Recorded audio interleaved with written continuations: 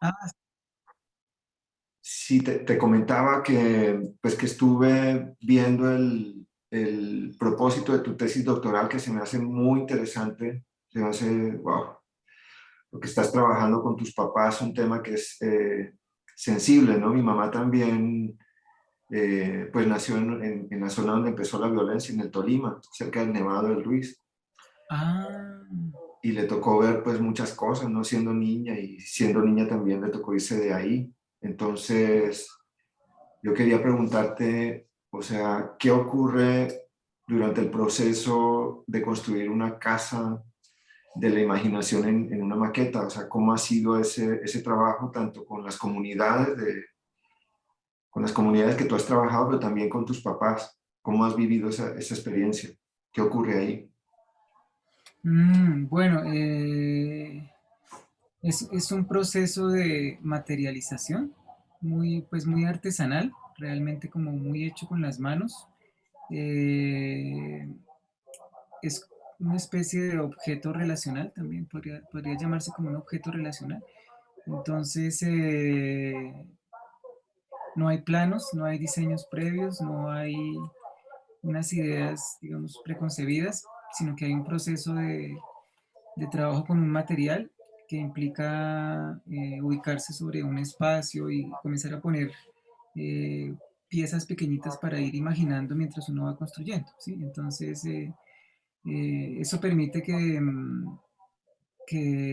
uno, digamos, esté conversando con la persona, hay una especie de conversación y al mismo tiempo se va como configurando, digámoslo así, como en el mundo emocional de las personas que estamos ahí, pero también en el espacio en el que estamos trabajando se va configurando lentamente, nunca como tan directamente, sino lentamente como a veces por los laditos la casa, ¿sí? Digamos que la casa es un proceso de construcción colectiva, sensible, eh, que pasa como por varias etapas, ¿no? Eh, Cuando trabajé con las personas en migración forzosa, con las tres familias de Soacha, de Bellavista, ellos pues tienen diferentes etapas de la vida en las que migraron. Sí, algunos migraron hace 10, 15 años, otros 6 años, otros 20 años. Entonces el tiempo de, digámoslo así, de salir de su territorio previo o de origen, ¿sí? Eh, y llegar a Bogotá pues es muy distinto. Entonces cada proceso es realmente muy, muy particular. Entonces lo importante es la capacidad de escucha, la capacidad de estar cerca al otro, de mirarlo a los ojos, de ir trabajando. Todo eso corporal es fundamental, ¿no? Es una cosa, es una especie de conexión corporal a través de todos los sentidos en el que uno realmente está escuchando y está sintiendo a la otra persona y la otra persona se está sintiendo escuchada y entonces se arma esta conversación. Algunas de las familias ya tenían una idea de cómo querían su casa porque ellos mismos habían construido con sus manos la casa de Bellavista, ¿sí? Ellos la habían levantado. En principio como un ranchito, como con palos, tejas, plásticos, ¿sí? Ocupado. Y luego ya a medida que fueron como adaptándose a la vida de la ciudad, pues cambiaron los materiales. Entonces ellos, digamos que en su cuerpo, había una memoria acerca de ese proceso de construcción de la casa que estaba muy arraigada a la casa en la que ellos habían vivido en regiones de Colombia, ¿sí? Por ejemplo, Yolanda es de Tolima, donde tú dijiste.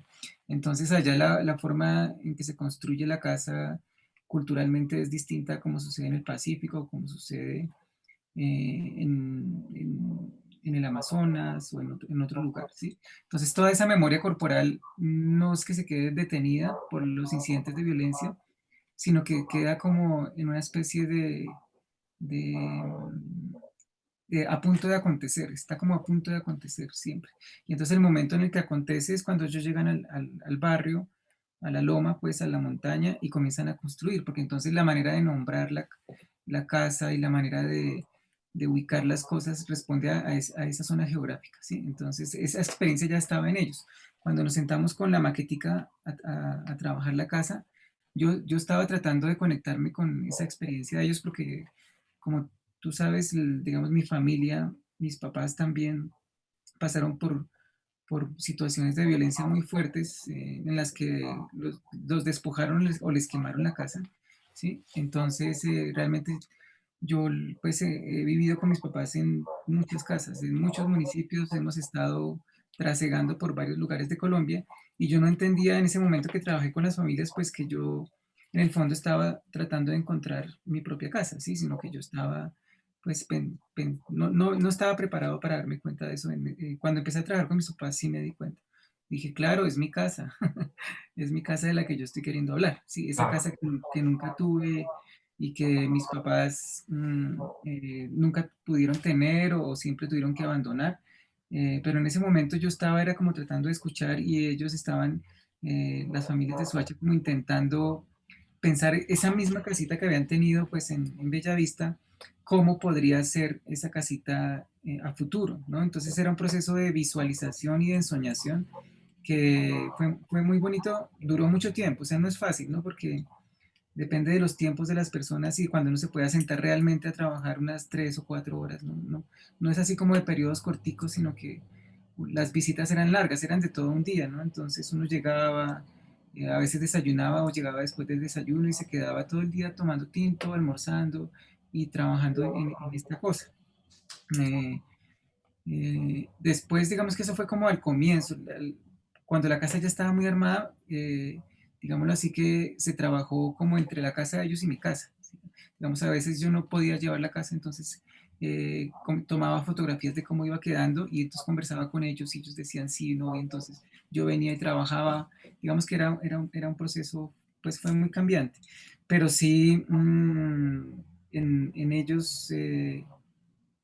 ese trabajo con la imaginación, con la casa que podría ser a futuro, es como hacer de la memoria y de las situaciones vividas en el pasado una nueva capa, construir una nueva capa de posibilidades, como que esas experiencias a futuro son fundamentales cuando uno trabaja con memoria y en los países que ha habido conflictos y trabajo con memoria, pues eso, ese es realmente el trabajo con memoria, ¿no? De la memoria, no es conectar pasado, presente y futuro en un flujo energético en el que la persona recupera su deseo de vivir, recupera su potencia creadora, recupera eh, su capacidad como para, digámoslo así, habitar a pesar de las inclemencias de la ciudad, y de esa manera en que la ciudad hace que las personas vivan a su manera, ¿no? Porque son todas personas de región. Entonces sí, es un proceso lento, pero pues muy grato y con mis papás, pues aquí digamos que en la mesa en la que yo estoy es la mesa de la maqueta. O sea, es como, esta es distinta porque es como de un metro, es como de un metro. Estos, digamos que es un metro, todo esto son como, va a ser como una cascada, un río que pasa por acá, entonces es de un metro, es mucho más grande, pero ya la casa de ellos está, como eso sucedió ya hace ya 70 años, o sea, hace mucho tiempo, la violencia de Gaitán, del, claro. Fre- del Frente Nacional, entonces es ya un proceso completamente diferente porque nos fuimos mucho a la ficción y como al símbolo, como la capacidad de simbolizar, de ficcionar y simbolizar. No, digamos, no interesa tanto reconstruir la memoria en términos de veracidad, bueno, realmente nunca ha interesado de veracidad, sino en términos de potencia. Entonces sí nos estamos yendo como mucho a la ficción y al símbolo en estas casitas. Y como ya para los hijos, por ejemplo, para mí, para mis hermanos, esta casa de qué manera se vuelve significativa para conocer a mis papás un poquito más a fondo. Es como un proceso largo.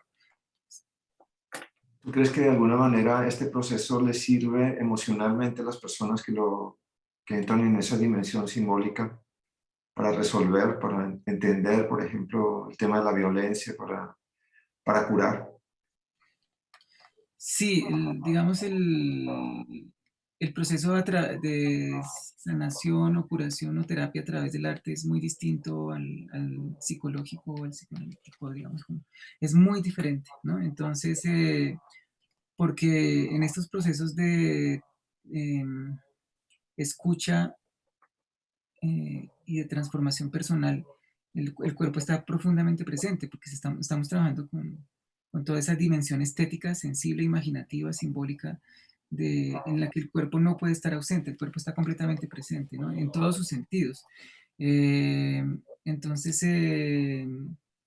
ese cuerpo conecta, yo lo que me he dado cuenta es que conecta, crea como raíces nerviosas, como conexiones nerviosas con la memoria de lo vivido y con el territorio, ¿sí? O sea, como que en vez de aislar o distanciar o de identificar o de categorizar, lo que hace es abrir las conexiones, ¿sí?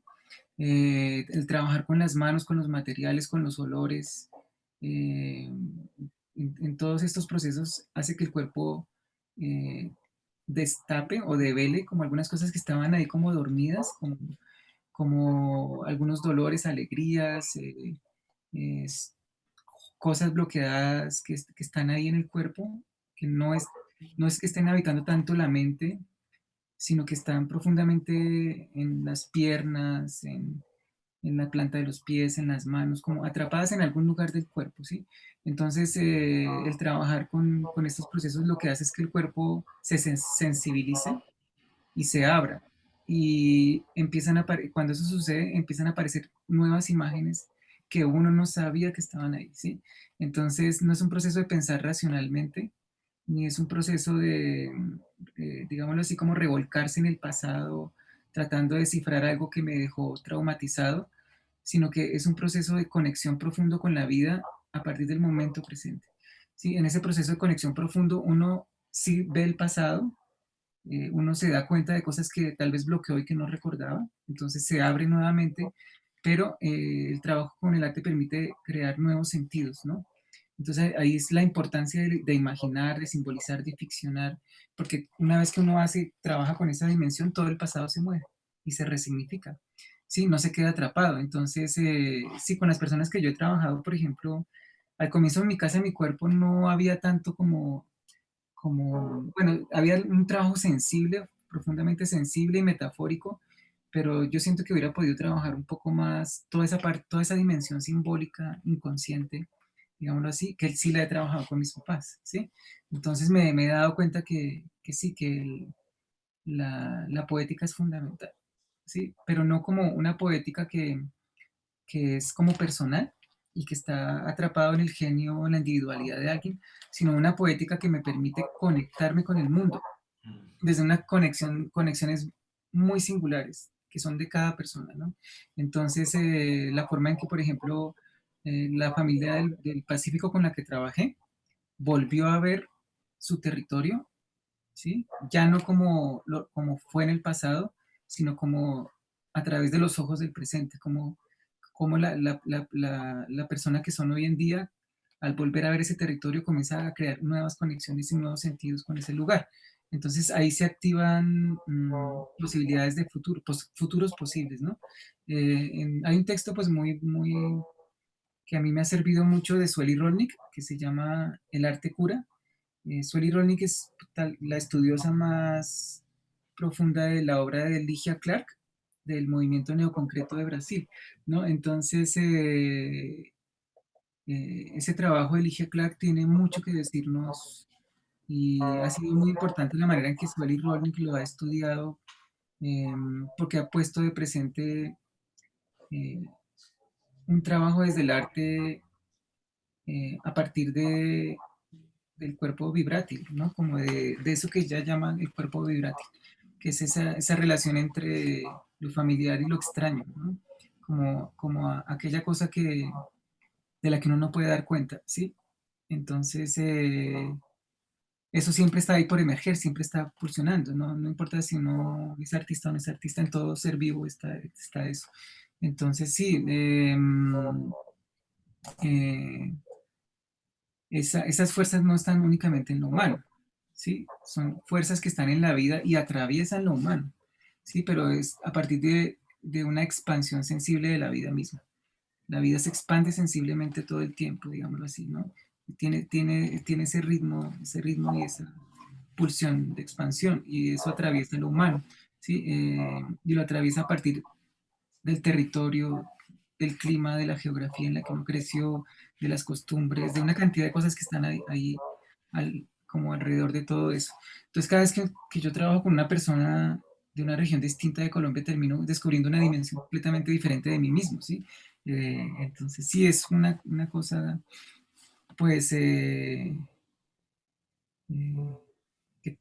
que tiene que ver con eso. Y obviamente sí hay un proceso de transformación personal, se comprenden el dolor, se comprende la violencia desde otra posición, hay una especie de liberación de aquello que estaba como tal vez atascado, como bloqueado, ¿sí? Se libera, pero se libera desde ese mismo afán de expansión sensible de la vida de la que uno hace parte. Entonces uno, eso que había dejado de expandirse y de fluir por las situaciones de violencia y de guerra que se vivieron, vuelven a adquirir un nuevo movimiento, ¿sí? Como que vuelven a fluir, ¿sí? Entonces en ese volver a fluir es que el arte eh, tiene mucho que hacer, digamos, esa relación entre arte y cultura es fundamental. Y pues eso no me pasa a mí también. Digamos que yo también estoy profundamente involucrado porque me he dado cuenta de las cosas que yo mismo tenía bloqueadas. Sí, entonces es un proceso colectivo. No hay manera de que sea como entre un terapista y un terapiado o algo así, como, sino que uno está en ese mismo proceso porque es una cosa colectiva, no es, sí, sucede al unísono, son resonancias entre las personas que se encuentran, ¿sí? Entonces sí, yo sí he sentido eso. Sí, Claro. Si no, estaba ahorita pensando justo con lo que decía, yo estaba imaginando el agua correr, ¿no? sí, Que cuando se estanca, pues obvio, viene la enfermedad, viene el trauma, viene el problema y que muchas veces uno no lo puede visualizar, ¿no? Y que ujú, todos somos de alguna manera pues herederos de esa violencia, ¿no? Aunque no la hayamos vivido de manera directa. Y me pareció muy buena tu definición de que la cultura colombiana es la cultura de la desconfianza y del miedo exacerbado. Decías tú, ujú. porque sí, yo también lo veo así. Tú lo dijiste con palabras muy precisas. En ese sentido, ¿qué valor tiene el concepto de comunidad en el trabajo que tú desarrollas?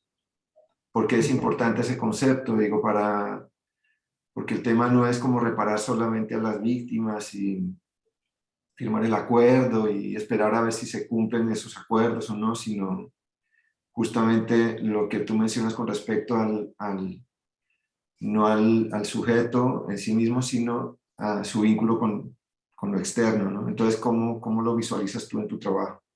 Mm.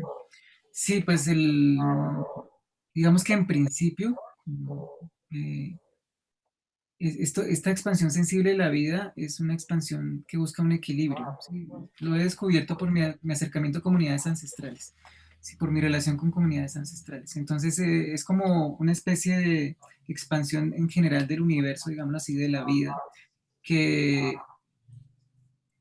que se nutre como de zonas en tensión para crear un equilibrio, como el día y la noche, como la luz y la oscuridad, como el arriba y el abajo, como el adentro y el afuera.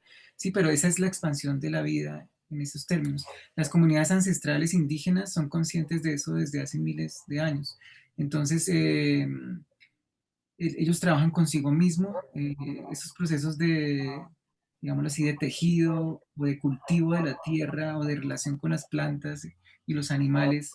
Hay una conciencia sobre esa búsqueda del equilibrio de la vida. Entonces saben que tienen que enfrentarse con esa dimensión oscura o con ese momento de crisis profundo que todo ser vivo atraviesa en alguna etapa de su vida y lo siembran, digamos, el paso por esas etapas o por esos momentos de oscuridad lo tejen en los canastos o lo fabrican en la alfarería o lo cultivan en la tierra. Digamos que sienten que eso es como una especie de energía que sale del cuerpo y que hay que tejerla o que hay que sembrarla o que hay que eh, trabajar en un objeto que no es solamente de contemplación o estético, sino que es un objeto ritual, es un objeto de transformación personal. ¿Sí? Entonces, eso ha pasado miles de años en muchas comunidades indígenas o ancestrales, pero en los procesos de violencia de larga data, como el de Colombia, por ejemplo, que son 70 años de guerra, pero realmente es más, son muchos años de guerra, esa búsqueda del equilibrio se ha roto, ¿sí? Generación por generación y por generación.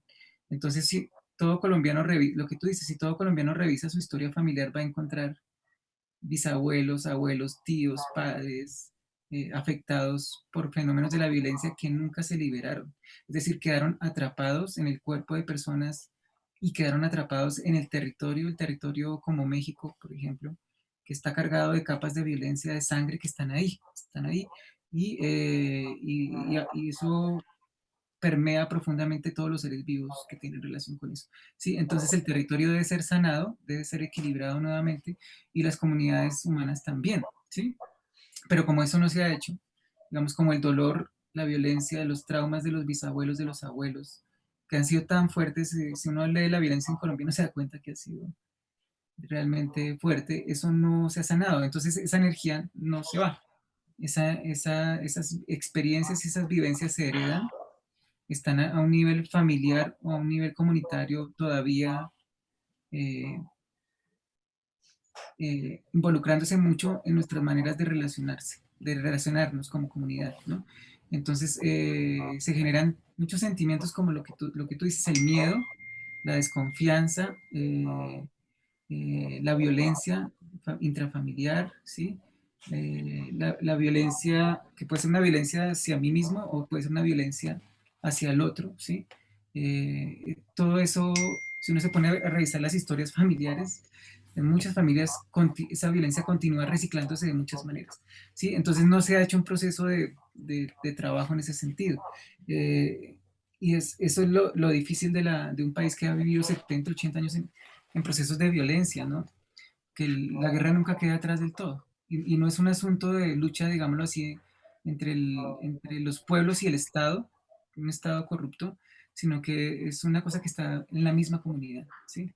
¿Sí? Y que muchas, bueno, es que esto ya me va a poner muy político, pero la comunidad, hablar de comunidad en contextos como el colombiano es fundamental porque es pensar que podemos volver a tejer relaciones humanas, ¿sí? Podemos volver a tejer relaciones al interior de las familias, entre las familias y entre vecinos y entre regiones de otra manera. Es decir, no ya desde la desconfianza del otro, desde la distancia con el otro, desde el cuidarse solamente a uno mismo y al otro no, sino como el del agredir al otro, sino otro tipo de relaciones distintas. ¿Sí? Es decir, podemos entablar otra conversación, pero para que suceda otra conversación o otra relación, yo debo cambiar lo que tengo que decir. ¿Sí? Entonces, en el momento en que yo giro la conversación a otro punto, ya el otro tiene que responder de otra manera. ¿Sí? Entonces, ese nuevo espacio que se abre está más allá de esos escenarios heredados de violencia. Entonces estamos proponiendo un escenario completamente distinto, que es intergeneracional. ¿Sí? Entonces, tejer lazos familiares, vecinales, comunitarios, es un asunto crucial y hacerlo desde la sensibilidad y desde otras posiciones, yendo más allá de víctima y victimario. Es decir, si nos quedamos atrapados en ese discurso de víctimas y victimarios y de perdón que es necesario en un momento, ¿sí? Es necesario en un momento, pero después hay que aprender a construir otra comunidad posible, ¿no? Es decir, no estamos condenados a hacer solo eso, podemos ser muchas cosas más y las nuevas generaciones traen nuevas energías, entonces hay que trabajar con las nuevas generaciones, nuevos mundos posibles, nuevas maneras de habitar, ¿no? Y cuando eso coge mucha fuerza, realmente desde los cimientos coge mucha fuerza, hace temblar todos esos procesos de corrupción que no quieren perder el control de las cosas, ¿no? Como que no quieren perder el control de todo eso. Y eso lo saben ellos y por eso hay tanto miedo hacia esas nuevas energías de renovación que están sucediendo. Entonces, sí, yo como artista y como docente trabajo alrededor de la singularidad, pero es una singularidad que no es cerrada, sino que es una singularidad que establece colectividades todo el tiempo, con mis estudiantes o con las personas con las que trabajo. Sí, entonces creo que pensarlo, es necesario pensarlo de ahí, pero no es, pero sentirlo, es como sentirlo en el cuerpo. Por eso yo como profesor me he ido mucho a trabajar con el cuerpo, es decir, yo no puedo hacer nada si no trabajo desde mi propio cuerpo, ¿sí? Si no pongo en movimiento a través de muchas técnicas y de muchos procesos, eh, eso que yo tengo, la manera en que miro al otro, me relaciono con el otro, hago contacto con el otro, sí, todo eso es como el giro más, tal vez más importante del trabajo y hacia donde tal vez vaya a futuro, pero con una conciencia corporal que no es solo, que tiene que establecer vínculos con lo ancestral necesariamente. En un país como Colombia o como México, por ejemplo, ¿Vínculos ¿sí? con qué dijiste, perdón? Con lo ancestral, Ah, ok. sí, Sí, con los pueblos milenarios.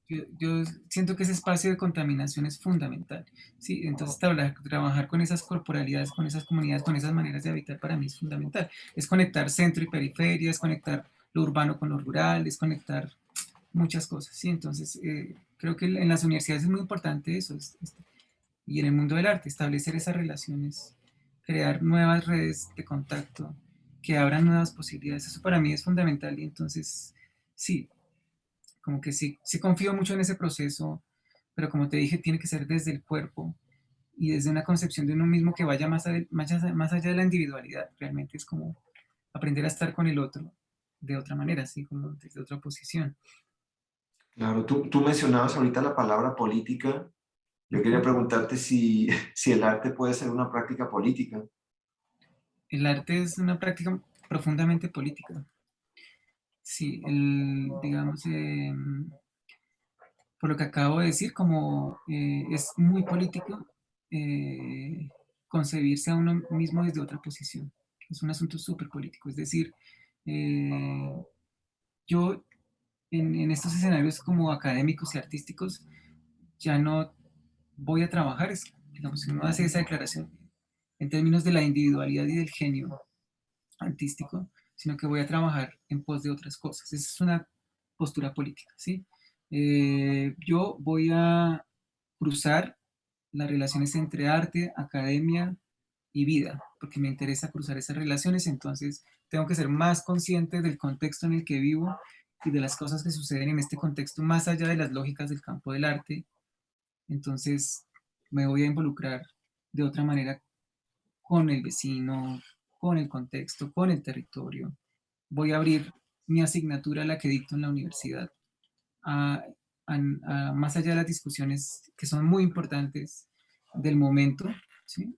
A abrirla un poquito a cómo esas discusiones establecen diálogos con esa comunidad que está justo al lado de la universidad, ¿sí? Que está justamente ahí, o la cantidad de indígenas que llegan a Bogotá en esa situación, porque están cerca a mí, hacen parte de mis recorridos, entonces voy a establecer vínculos entre este discurso y eso que está pasando allá para revitalizar. Esa es una postura profundamente política, ¿sí?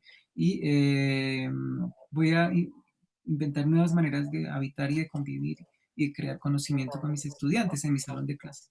¿Sí? Entonces, ¿cómo me relaciono como profesor con mis estudiantes de otra manera? ¿Cómo construyo conocimiento con ellos? No siendo un profesor autoridad o jerárquico, sino con una capacidad de escucha que haga que mi pensamiento se mueva ante cada nuevo estudiante, porque si no se mueve, entonces estoy volviéndome, no sé cómo.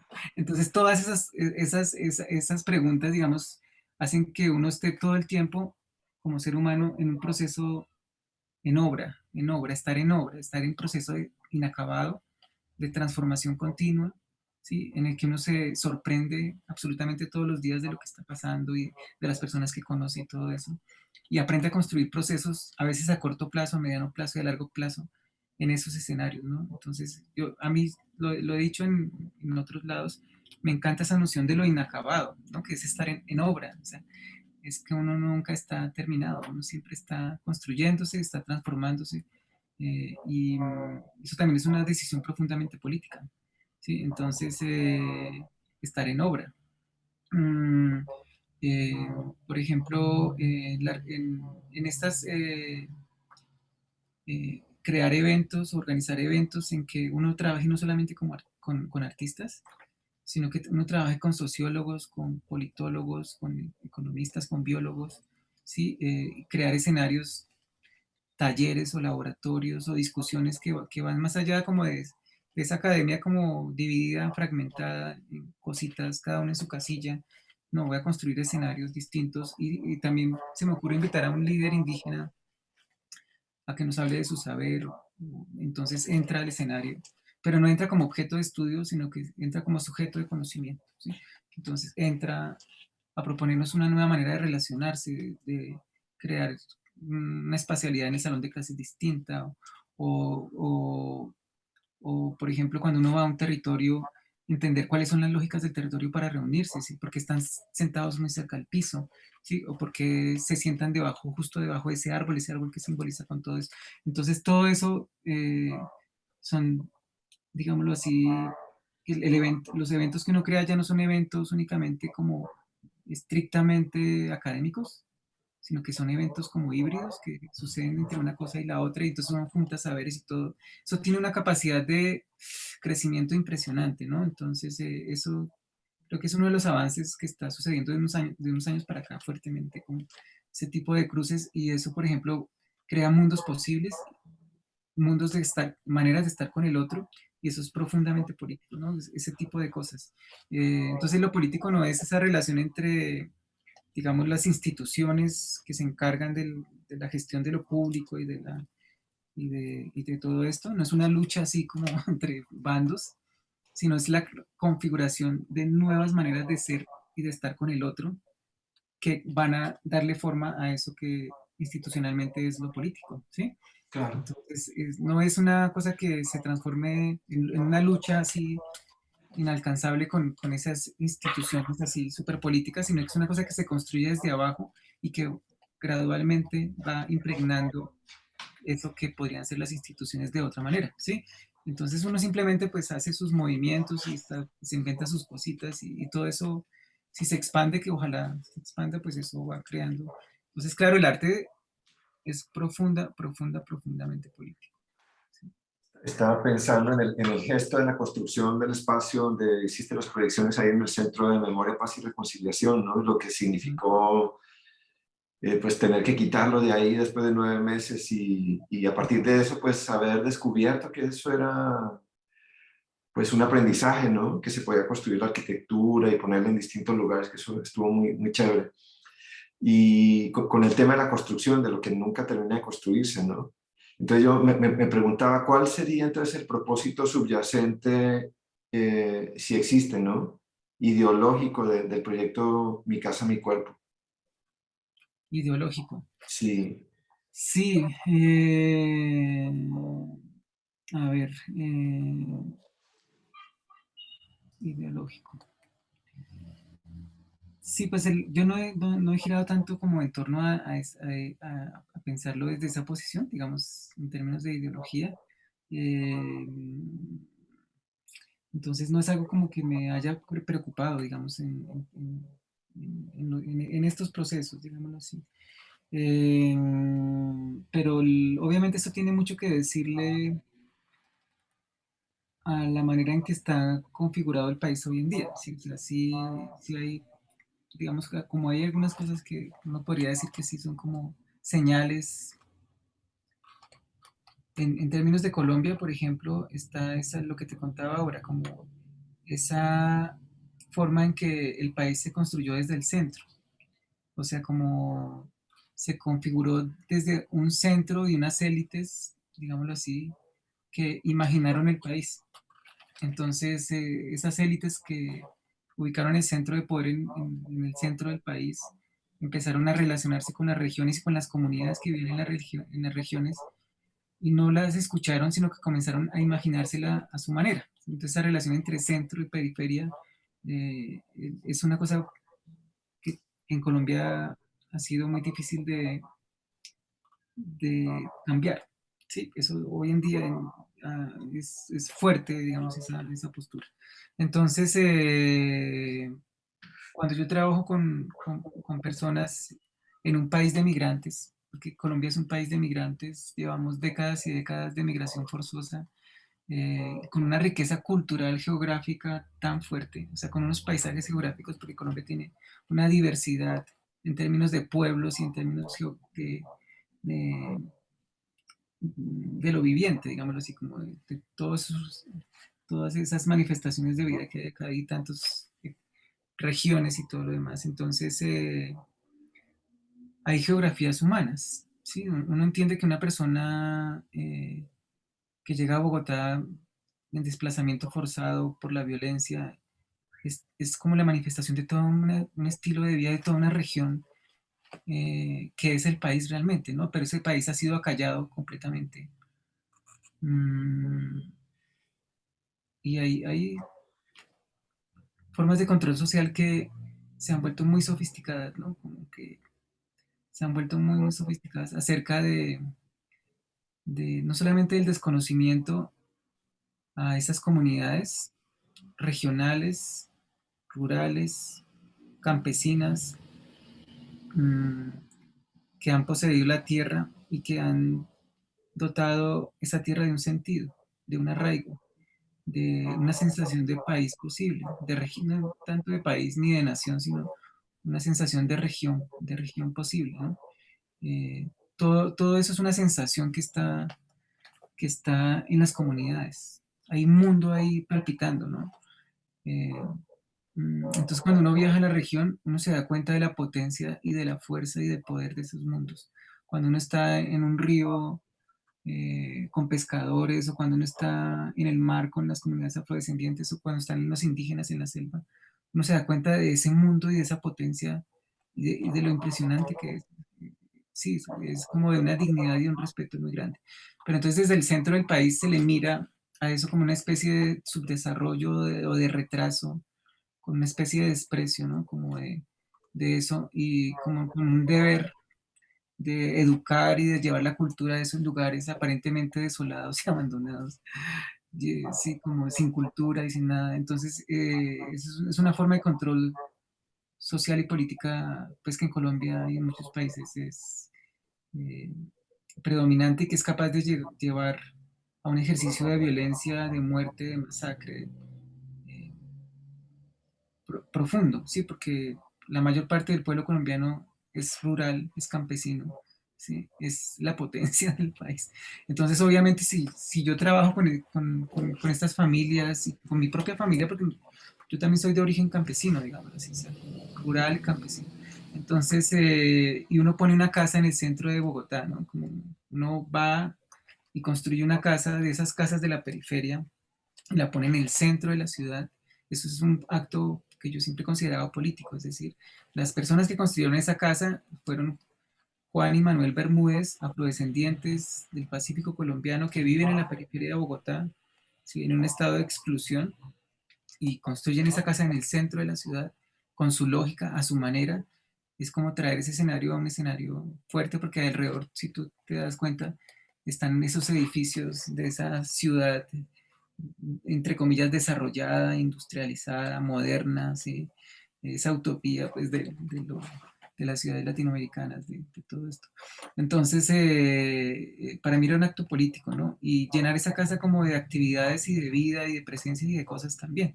Y el hecho de que la hayan hecho tumbar, pues después, porque afeaba el lugar, pues para mí era muy, muy diciente. Yo decía, pues claro, ¿qué más podía pasar? No, los vigilantes y algunas personas se habían encariñado mucho con la casa y querían que la dejara porque pues, pero no, realmente la tumbamos y entonces aprendimos como a quitar los ladrillos con cuidadito para que no se fueran a romper, para utilizar ese material en el barrio, porque hay muchas personas que estaban construyendo en el barrio y no tenían material y les faltaba una parte de la casa, entonces fue como, como quitarla así con mucho cuidadito, llevarla en un camión y devolverla al barrio para que las personas que la necesitaran esas tejas y esos ladrillos pues lo pudieran usar, ¿no? Como que, y entonces ahí fue cuando se nos ocurrió, bueno, de ahora en adelante, si nos invitan a exponer, para nosotros es muy difícil poner las cosas sobre una pared blanca en una galería. Se ve raro, se ve muy raro, ¿sí? Como que lo podríamos hacer, pero tendríamos que cambiar el color de las paredes, como lo hicimos en alguna ocasión, meter unas cosas distintas, no es una exposición así como tal. Entonces siempre decíamos, bueno, si nos invitan, el trabajo lo ponemos dentro de una casa, pero la casa la construimos nosotros. Entonces, de ahora en adelante, esas casas que construyamos van a ser desarmables, es decir, que si nos echan, nosotros pues decimos, bueno, listo, entonces nos las llevamos para otro lado y no pasa nada. Entonces comenzamos a trabajar con casas que se pudieran montar y desmontar. Esas casas pues se han presentado en exposiciones o a veces se han llevado a los barrios, a localidades, a comunas, y una vez que se termina el trabajo pues se queda allá. Y la última comunidad a la que llegó pues verá qué hace con esa casa. Sí, una vez nos pasó que la dejamos como en una cancha de fútbol, por allá en el Pacífico, y iba a ser como el vestir de los chicos para que se cambiaran para entrar al partido. Pero en una noche sí, la desmantelaron y se desapareció. Entonces es como, bueno, pues es las condiciones del lugar. Pero siempre son historias distintas con la casa y entender que es un país de tensiones, digámoslo así, como también en la que se manipula mucho la comunidad para crear confrontación al interior de la misma comunidad.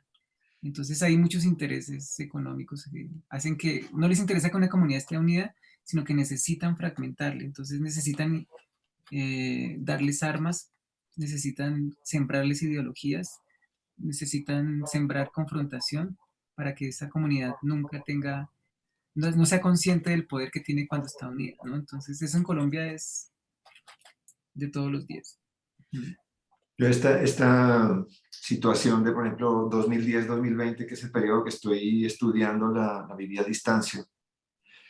Sí, obviamente yendo, pero pues no es lo mismo que estar viviendo ahí. Y me pregunto, Oscar, o sea, ¿cómo interpretas la relación entre artista y Estado en el contexto de los acuerdos de paz en Colombia? Sí, esa es una de las grandes preguntas, ¿no? Pues nosotros tenemos en el acuerdo de paz que se firmó, eh, todo esto la reparación simbólica, ¿no? A las víctimas. Pero entonces ahí los artistas deben trabajar con las manifestaciones culturales de los territorios, deben trabajar con el derecho, digámoslo así, como entender a nivel de derecho, por ejemplo, y de estudios políticos, eso cómo se relaciona. Entonces hay personas que han trabajado muy bien en ese sentido en Colombia, es decir, cómo entender desde el derecho como tal, el arte y la cultura, cómo entran a crear realmente una reparación simbólica, ¿sí? Pues, cuáles son las múltiples posibilidades de construir eso. Ahí hay diferentes posturas, como diferentes cosas, pero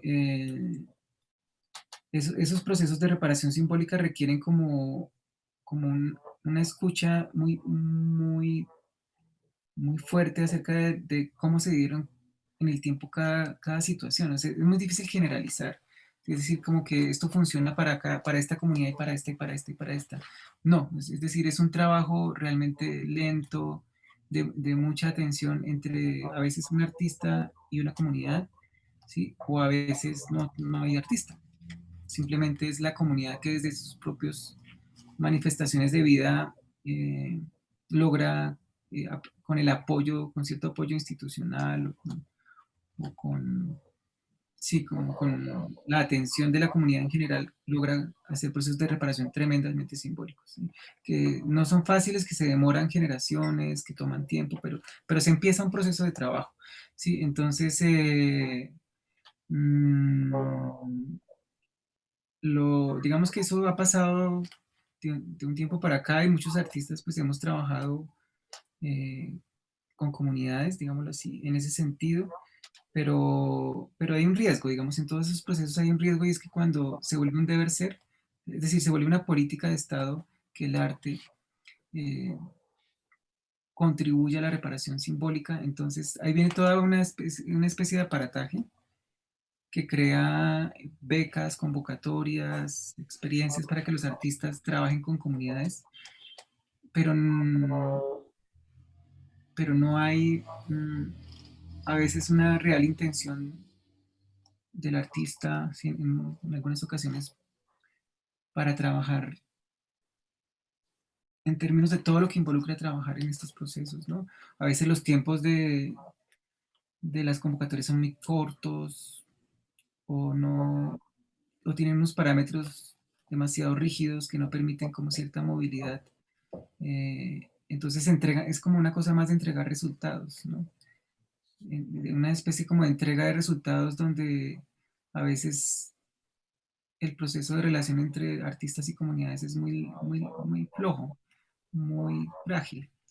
Y, y entonces pasan todo es una cosa de doble filo, ¿no? Porque a veces hay procesos muy bellos, pero yo creo que la institucionalidad debería adaptarse a otras temporalidades, a otras maneras de relación, sí, como distintas. Pero hay ejemplos maravillosos acá que uno diría eh, que sí se han hecho cosas muy, muy chéveres. Entonces, no hay que condenar todo lo que está pasando, no hay que criticar y desbaratar todo, sino que hay que aprender a hacerlo con paciencia, sabiendo que uno se puede equivocar, o sea, que realmente puede haber cosas que no salieron muy bien, pero uno aprende de los errores y comienza a trabajar, ¿sí? Entonces, es como no condenar y no criticar absolutamente todo y echarle la culpa a tal o tal, sino hacer un proceso consciente de trabajo que gradualmente va encontrando su cauce, ¿no? Su manera como de todo esto, pero pues hoy, pero al lado de eso, pues obviamente existen intereses políticos, intereses económicos que tienen unos flujos de capital muy fuertes, no solamente a nivel nacional, sino a nivel internacional. Entonces, y algunos gobiernos que pasan por este país están muy conectados con esos flujos económicos y no tienen la menor intención, el menor deseo de realmente contribuir a un proceso de empoderamiento cultural y político de las comunidades. Entonces, lo difícil es realmente como esa corrupción política profunda pues que vive un pueblo como Colombia, ¿no? Y que otros países también. Ahí está realmente la dificultad, porque la voluntad a nivel de colectivos, de comunidades, de organizaciones, a nivel de instituciones, universidades, artistas, colectivos de artistas, está, uno lo ve. Hay mucha gente trabajando desde muchas posturas que enriquecen todo el panorama, ¿no? Yo puedo mencionar muchos, ¿no? Artistas, colectivos y gente que trabaja procesos muy chéveres, pero se enfrenta siempre a ese tipo de situaciones, ¿no? Ya vinimos. Sí, estaba pensando lo que tú comentaste acerca del financiamiento de propuestas a través de convocatorias en esa época en la que pues pasó a ser un tema cuando antes era como un tabú, ¿no? Y que ahora ha tenido una inflexión, por lo que veo, también a distancia con el nuevo director del Centro Nacional de Memoria Histórica, ¿no? Que hay otra interpretación y otra lectura de las narrativas de la violencia. Yo quería preguntarte, ¿cómo hiciste tú para financiar tu proyecto de Mi Casa, Mi Cuerpo? Porque es un trabajo largo, sostenido, que implica vínculo con la comunidad. ¿Cómo hiciste? Sí, pues digamos, todo el proceso inicial, pues no, yo trabajo de tiempo completo en una universidad privada de Bogotá, entonces todo ese proceso inicial de trabajo con las casitas y con los atlas y con los álbumes fotográficos, pues viene como de mi trabajo, de mi trabajo como docente.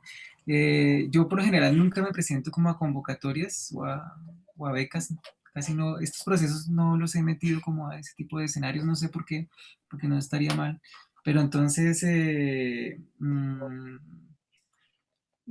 sido he tenido como suerte porque, digámoslo, como que posteriormente me han invitado, ¿no? Me han llamado, por ejemplo, en el Centro de Memoria fue como una invitación que me hizo una de las coordinadoras culturales para que participara en esa exposición, pero el Centro de Memoria, Paz y Reconciliación asumió todos los gastos de la construcción de la casa, digámoslo así, entonces ellos pagaron no solamente la construcción de la casa, sino el pago a las personas que la construyeron y todos los gastos que se veían involucrados ahí, como parte de los gastos de la exposición, que son como dineros públicos. Y después en los otros eventos que he participado, que me han invitado, pues también ha habido una curaduría y ha habido unos recursos que le dan a los artistas. Entonces no he gastado dinero, digamos, en ese tipo de exposiciones ni en ese tipo de cosas en absoluto, digamos. Siempre sale como por relaciones con instituciones interesadas en este tipo de procesos,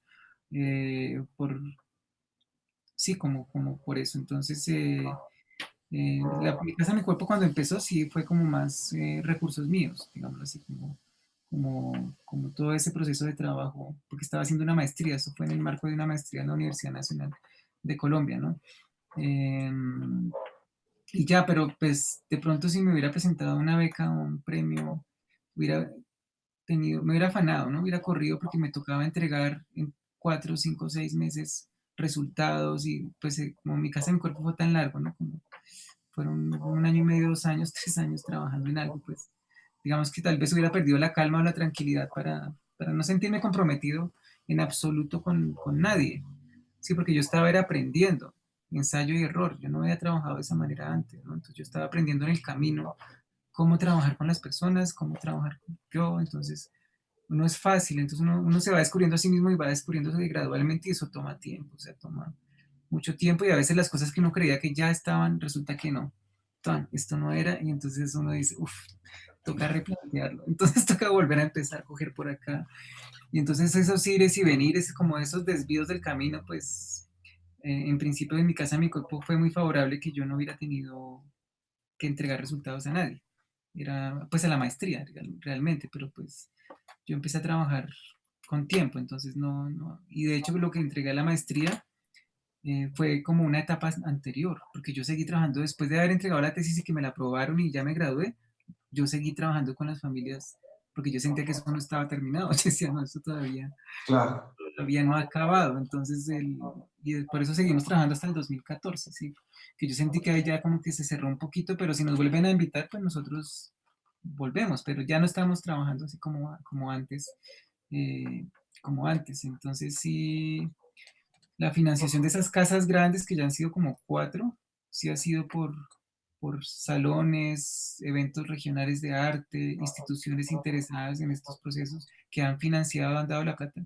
Entonces el Centro de Memoria, Paz y Reconciliación, el Instituto Goethe, eh, los salones regionales de artistas, los salones nacionales de artistas, digamos que ha sido como de esos escenarios en los que yo sí no he gastado un peso, sino que ha sido como todo el evento, como que está al tanto de todo eso que ha pasado. Y siempre pues tratando de que a las personas con las que trabajo se les pague, ¿no?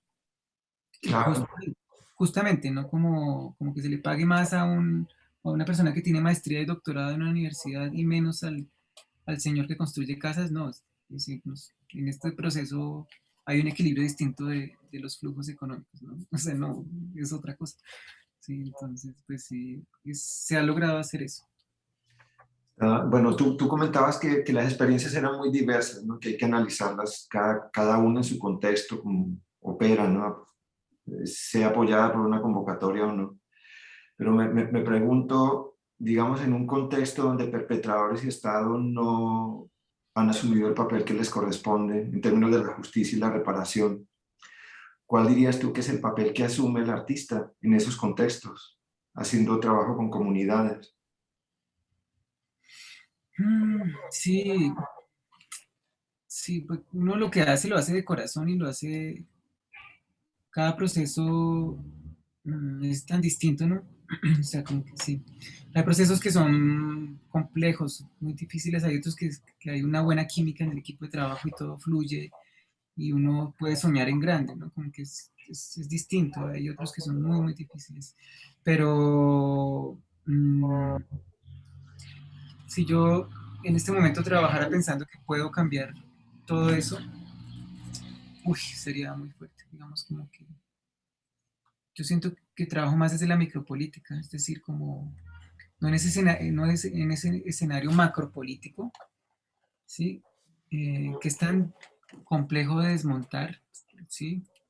Eh, pero lo micropolítico es lo que en definitiva va a abrir caminos para que eso suceda en algún momento, ¿sí?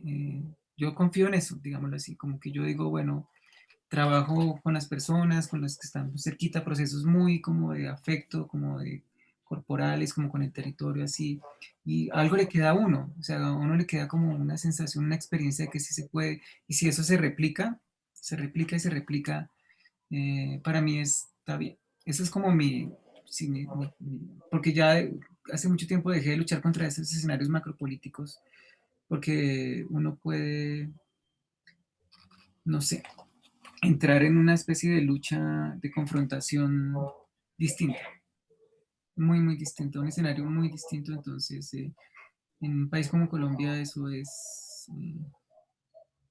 sí, no, es complejo, así como muy complejo. Entonces, yo creo que hay que darle, a través de la relación que uno establezca, hay que darle fuerza, dignidad, respeto, poder a las comunidades con las que uno trabaja. Y si todo eso quedó sembrado y coge fuerza, pues para mí está perfecto. Si yo lo veo en las nuevas generaciones, que no todos lo van a lograr, digamos, como que uno no sueña que todos cambien y todo, porque sí, yo no creo tanto en ideologizar a las personas, sino como que esto de la ideología, para mí está más en el cuerpo y en la voluntad y en el deseo de relacionarse de otra manera, ¿no? Por eso como desde el arte. Yo creo que eso puede generar transformaciones y cambios, pero a medida que eso está sucediendo, la política y las instituciones se vuelven cada vez más cínicas y cada vez más, porque están sintiendo cada vez más miedo de perder su control y su poder. Es un miedo que los está dominando cada vez más. Entonces, en este giro que está dando como el mundo con todo lo que ha pasado, Silvia Rivera Cosicanqui, pues en alguna de sus charlas ella hablaba de que estos monstruos del capitalismo y de esta corrupción política y de este patriarcal, este mundo patriarcal y todo eso, está sintiendo esas agonías, ¿no? Está sintiendo como esas agonías del cambio del mundo. Es un cambio afectivo fuerte, súper fuerte. Y ellos no se van a ir, digamos, ahí sin hacer el daño final, es decir, sin lanzar las dentelladas, eh, las pataletas y todo, como sea. Entonces, digamos, pero es en el fondo es un escenario de profunda enfermedad, ¿sí? Yo lo considero un escenario completamente enfermo, ¿sí? Este escenario político de corrupción y de control, ese patriarcalado, todo eso que está ahí, pues, para mí hay una enfermedad muy fuerte, ahí como un malestar muy grande, eh, que siente ese empuje del mundo hacia otro lado y están temblando de miedo, entonces es como que digamos, no hay caso, pueden pelear hasta el final, pero es imparable lo que está ocurriendo, ¿sí? Es como que yo siento que es imparable, ¿sí? Entonces no sabemos, la vida humana pues es muy corta, realmente uno vive muy poco, pero tal vez en alguna generación posterior ya el escenario sea otro, digamos así, pero pues estamos enfrentando, justamente en este momento estamos enfrentando esas pataletas y esas dentelladas y esas cosas tan agresivas y tan violentas en un mundo que ya no aguanta más eso, ¿no? Ni ecológicamente, ni humanamente, pero pensando más allá de lo humano, ya no, sí es una cosa completamente agónica. Entonces, sí, sí, yo me pongo a ver noticieros todos los días y estar enterado, uno se deprime profundamente, porque uno puede creer la injusticia y la capacidad de maldad que hay, de hacer daño, de agredir y de masacrar y de matar. Es terrible todo lo que pasa, digamos así, pero uno como artista lo único que puede hacer es realmente trabajar desde ahí, desde el arte, desde la sensibilidad en esos procesos, ¿no? Pues es por lo que estoy pensando como ahora, no sé qué vaya a pensar yo a futuro sobre lo que estoy diciendo. Pero pues, Sí, claro, no estamos viviendo un momento del límite, en muchos sentidos, como dices. hmm, Una última pregunta, Oscar, tiene que ver con ese tránsito entre el pasado, el presente y el futuro que ocurre en el proceso de trabajo que tú llevas en el arte, eh, con personas que pues que han, o sea, que injustamente han perdido todo, ¿no? O mucho, y que han sido trasterradas en contextos donde su identidad no es valorada, por el contrario, no es como vista, vista como menos, ¿no? Entonces, ¿qué ocurre en ese tránsito, en ese fluir nuevamente el agua, en términos de empoderamiento de estas personas, de volver a sentirse valiosas? No sé cómo decirlo, porque tú eres quien lo ha vivido, pero ¿qué sientes tú que ocurre en ese movimiento de tiempos? hmm, hmm.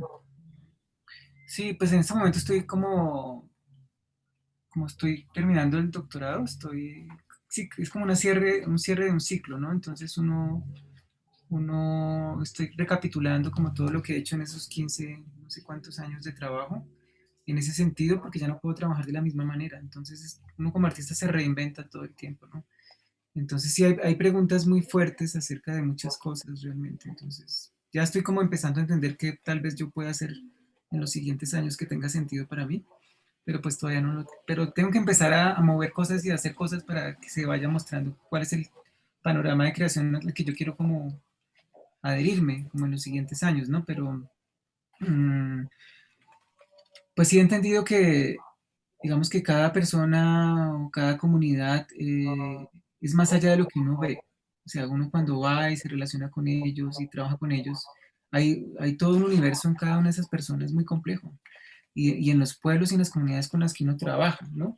Entonces, uno es como una pequeña presencia que aparece y deja ciertas cosas, ¿no? Deja preguntas, deja sensaciones, deja experiencias nuevas y todo eso simplemente por la capacidad para encontrarse y escucharse, de verdad escucharse, ¿no? Eh, pero más allá de eso, tú no eres responsable de lo que pase de ahí en adelante, ¿no? Cada persona tiene sus coyunturas y sus cosas que resolver, ¿sí? Y lo mismo con las comunidades y los pueblos. Entonces, yo he trabajado con muchas personas, pero algunas, por ejemplo, sufren una transformación, un cambio, como que ven las cosas desde otra posición, pero no todas, ¿sí? Entonces uno tiene que entender pues que cada una tiene su ritmo, su proceso distinto, y ya, pero lo importante es que en el momento en que uno se encuentra con ellas y trabaja con ellas sea, sea un acontecimiento. Realmente uno está ahí con su cuerpo, con su corazón, trabajando con las personas y lo entregó todo. Como que lo dio de sí lo que tenía que dar. Lo que tenía para dar, pues simplemente lo dio y dejó que el otro también diera su parte. Entonces uno, si ese encuentro es así intenso y todo y realmente uno se enfrenta a situaciones y experiencias reales y de todo eso, pues para mí es suficiente, ¿no? Pues, sí. Entonces yo me he vuelto a encontrar con algunas personas y, digamos, son historias distintas, ¿no? Hay unas que han tenido unos cambios en su trayectoria de vida, otras que han vuelto a escenarios de violencia, como que la violencia vuelve y aparece de una u otra manera y vuelve a golpear, ¿no? Es que estamos en Colombia, sí, es muy complejo. Entonces el retorno a las regiones, el vivir otra vez en el campo, en las zonas rurales, el enfrentarse a una guerra que no termina, que vuelve y se revitaliza con los gobiernos y con las cosas, y entonces ese país de cargar armas y de ser el capataz y el que decide la suerte de una familia o de una región, y la manera en que ese carácter impregna a las comunidades, pues es tenaz. Entonces sí, muchas personas que han vuelto a la región después de su trasegar por la ciudad, pues se ha encontrado con ese escenario fuertemente. Entonces ha vuelto la violencia, ha vuelto, pero al mismo tiempo está esa capacidad para soñar y para tener su casita y su finca y volver a cultivar y volver a todo eso. Hay otros que no han querido regresar. Es decir, cuando regresan a sus zonas de origen, pues ya no se sienten allá. Es decir, como que ya toda esta migración y todo este cambio en la vida ya están en Bogotá. Entonces el arraigo se da por Bogotá, entonces hay, mm, hay un pensamiento acerca de sus descendientes, ¿no? De sus hijos y sus nietos, del deseo como de que ellos que nacieron y crecieron en Bogotá, por ejemplo, vuelvan al Pacífico y lo vean a ver qué sienten y qué pasa. Entonces a veces los jóvenes van y se sientan por allá en Chocó, en otro lado, escuchan la música, ven el paisaje y dicen, yo quiero estar acá, yo no sé que pues nací en Bogotá y todo, pero siento un llamado de mis ancestros, siento un llamado de mis ancestros de la selva, de estar acá, entonces deciden volverse. Entonces todas esas son como muy caminitos muy singulares, como una constelación de cositas que se va armando, y uno aportó una pequeña cosa, una pequeña experiencia, un pequeño pensamiento, un taller, una práctica, una experiencia, ¿sí? Entonces, y ya, pero bueno, todo eso son historias muy, muy particulares y a nivel ya de la universidad también, la universidad hay que transformarla, ¿no? Es decir, cuando entran todas esas vidas y todas esas fuerzas y todas esas situaciones que están pasando en el país, la universidad necesita transformarse radicalmente, fuertemente, ¿no? Entonces, por eso te hago relaciones siempre entre el arte y la academia y la pedagogía, las maneras de construir conocimiento. Entonces, sí, a mí personalmente, la forma en que estoy en la universidad, que hago mis clases, mi relación con los estudiantes, es totalmente otra, que busco colegas para trabajar, ¿no? Que tengo invitados a clase, entonces cada vez hay más cantadores, cantadoras, indígenas, entrando a la universidad pero desde otra posición. Sí, últimamente estamos haciendo una huerta, entonces, estamos preguntándonos por esa relación con las plantas, no como objetos de conocimiento, sino como sujetos de conocimiento. Cuando sí, estamos haciendo muchas variantes y pues ahí estamos trabajando con estudiantes y todo eso. Entonces, sí, yo creo que ese tejido de relaciones puede crear unos suelos muy fértiles entre lo urbano y lo rural, entre la academia y el contexto social, entre el arte y la cultura. O sea, como que confío mucho en eso, pero pues hay historias de vida que han cambiado muy, muy favorablemente, hay otras que no tanto, hay otras que han sido más golpeadas, no sé. Eso es, sí, no, es muy, muy, muy relativo, muchas cosas. Es un contexto muy complicado, muy Sí, complicado. muy complicado. Sí, yo cuando Sí, intento explicar aquí lo que es Colombia, antes me acaloraba y todo, y la gente como que no entendía, ¿no? Pero es difícil, complicado. es Sí. difícil, es un nudo que no sabe si se va a soltar en algún momento. Muy, No, pues, muy agradecido contigo, Oscar, muy no, agradecido por escuchar tus experiencias, por el tiempo que me dedicaste. Te voy a compartir la grabación ujú. y soy lento para hacer mis cosas, pero a medida que vaya publicando textos o vaya avanzando con la tesis, te lo voy a compartir. Perfecto. Si quieres hablar con más artistas, yo te puedo recomendar algunos que también te ayuden con la tesis o algo así. Pero no, pues para mí todo esto futuro pues es muy grato, realmente sentarme a conversar contigo, pues muy chévere, como conocerte. Yo no sabía que tenías esa familia en Tolima, en Colombia. Entonces, todo eso, por ejemplo, pues muy, muy rico. Entonces, muchas gracias por la invitación porque también me permite pensar, escucharme a mí mismo y pensar. Yo a veces me odio profundamente cuando hablo, pero a veces digo, bueno, porque uno está tratando de entenderse y entender qué es lo que hace, ¿no? Entonces uno no tiene unos parámetros y todo eso, pero bueno, ya gradualmente uno se va, o tal vez en este momento estoy cambiando de pensamiento, entonces no sé cómo pensar ahorita, porque con el cierre del doctorado uno le pasa esas vainas, ¿no? Esas crisis ahí, entonces uno dice, bueno, Como me decía un amigo que el doctorado es un escenario de la patología. uy, Y, y- completamente, es y me tremendo. pareció una gran definición y yo me he sentido un poco en la misma, en ese ejercicio de hacer terapia para salir adelante con ese trago largo. Fuerte, ¿no? Es fuerte, Sí, sí. es pesado, pero pues te deseo lo mejor en ese proceso y pues seguimos en contacto. Digo, ya tenemos nuestros datos y nos conocimos, me da mucho gusto. Después de No, la vez que te escuché en esta, es que aquí tengo el libro. Germán es amigo mío, el de, el de arquitecturas. sí, que me encantó el título, que le tocó lucharlo tanto, porque pues a pesar de que la Javeriana tiene una vocación social, pues a veces no es fácil, ¿no? Hacerlo. No Ese es evento fácil. me encantó y ahí fue donde te conocí. Ay, perfecto. Bueno, futuro, pues muchas gracias por la invitación, de verdad, muy chévere la conversación. Y Quedamos estamos en contacto. sí, en contacto y te envío en un ratito, te envío la grabación, por si la quieres tener para lo que Listo, sea. sí, sí, perfecto. Un Bueno, abrazo, futuro, hermano. que Chao. tengas un buen fin de semana. Estamos hablando. También.